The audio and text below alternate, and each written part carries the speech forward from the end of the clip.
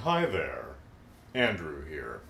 I love to be entertained, but I have no patience. So I give every new show I watch only one episode to hook me.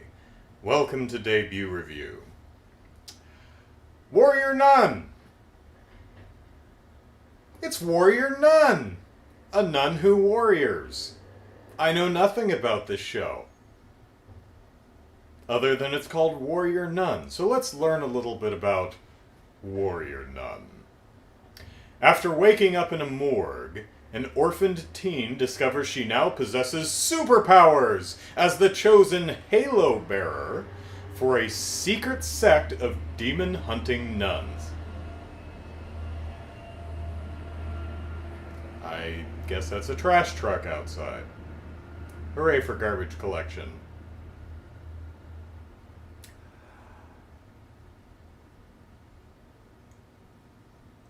So, Warrior Nun. I hope it's good. Well, I enjoyed the opening. So, 5 of the 50 minutes was pretty entertaining.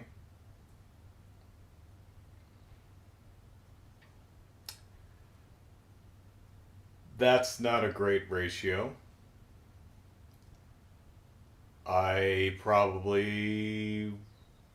Yeah, I'm not going to watch episode 2 unless you find folks in the comments convince me otherwise. Um, so, we open on a dead girl who's dead because she died. Very sad. And then it moves past her. We're in a church place in the back room where the dead girl is. And in the other room, a bunch of warrior nuns come in, and one of their warrior nun comrades is on her last legs because she's been shot with adamantium bullets or something, the one thing that can kill her. And so they lay her on the table, and they're like, "Oh, you've got to remove the kryptonite fragments because then her healing factor will kick in. No, we can't do it because, like Iron Man, she'll die." And they say, "But she's the bearer of the halo. We have to do a thing." And she's like, the dying warrior nun person is like, "No, it's too late for me. You have to find the new halo bearer." So they take the halo out of her, which is installed in her back between her shoulder blades. You might think the halo would be fused to your skull or something, because traditionally it's floating above your head. No, it's like a horseshoe, only it's a full ring, and it's embedded in your back. And they have this really wonderfully gnarly medieval device to extract it, which is kind of like a blender on a stick. And they just stick that in her back and goes, just rips her open and yanks this thing out. I love that. That was great. And so we've got Assistant Nun holding the halo thing with this medieval tongs / blender thing. And then the bad guys burst in and she's like, "Oh no, they're after the halo, better run." And she runs away from goon number 1 who's chasing her, and she trips or something and drops the halo on the floor. He's like, "Hey, free halo." And he picks it up, but it burns through his hand and lops off his fingers. And he's like, "No, I need those." And the assistant nun smacks him in the head with the tongs blender and picks up the halo again and runs into the other room where the dead girl who died is laying there dead. And she goes, "I need to hide this. Convenient dead body." So she rolls her over, jams the halo in the corpse's back, and goes, "Okay, no one will ever think to look there." And then goon number 1 bursts in, and so she smacks him over the head with the blender stick tongs thing again. And meanwhile, I heard a noise.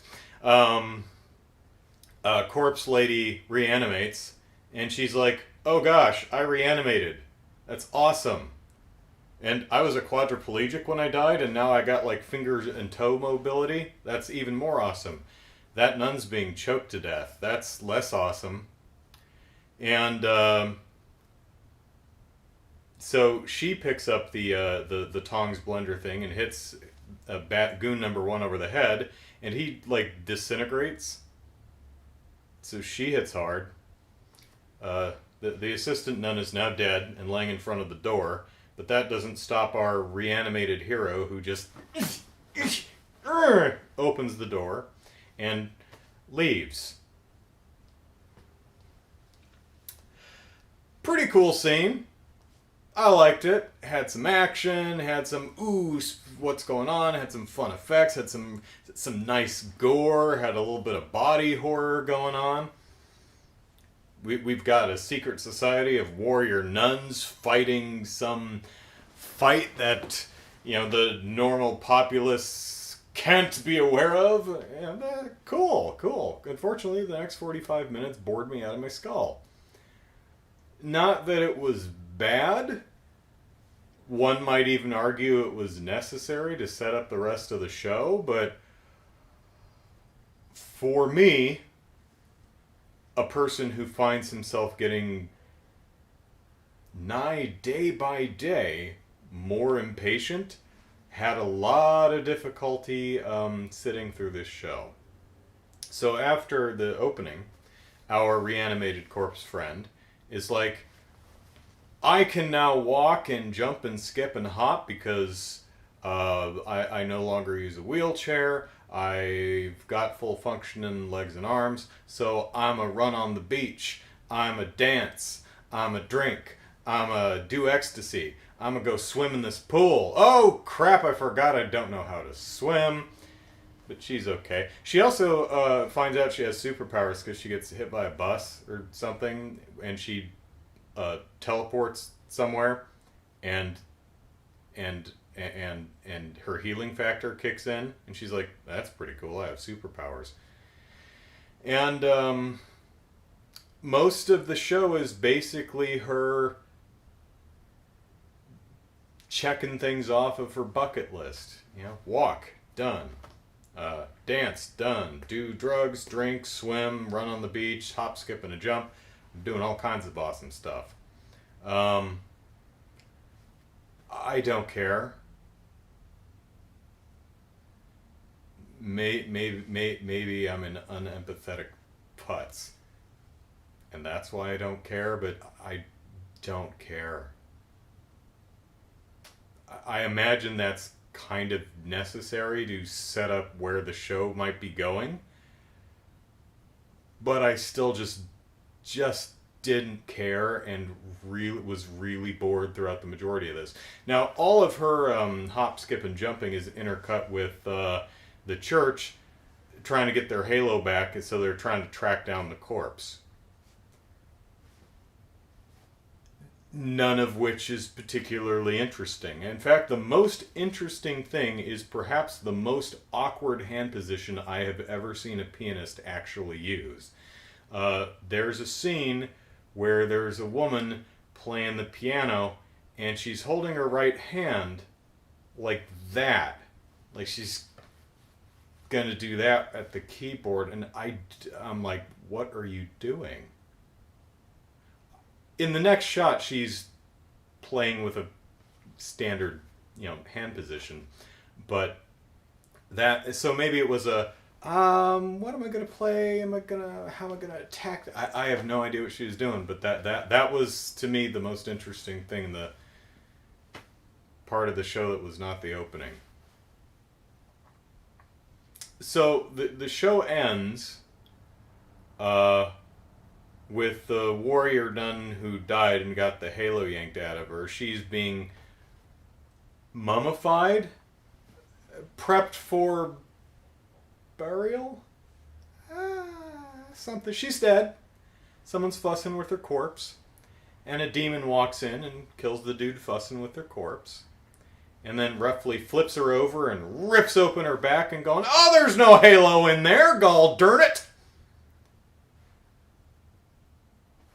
And then the camera cuts over to our walking corpse girl, and her back glows. The halo's in her back. She's in danger from the halo-seeking demon.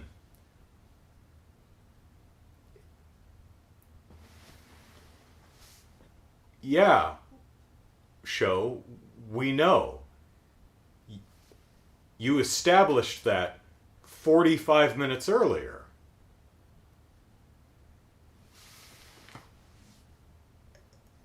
Did you think I forgot? Were you cognizant of how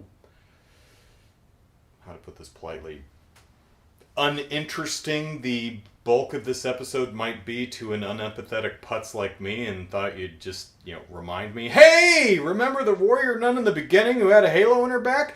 Don't know if you remember, but we removed the halo and it's in Corpse Girl now. That's going to be important. Keep that in mind. Thanks. I mean, no one's going to be confused in that plot point now. At least, those who stick with the show and watch the second episode, which is not going to be me. I mean, not that I'm going to be confused. I'm not confused. I know where the halo is.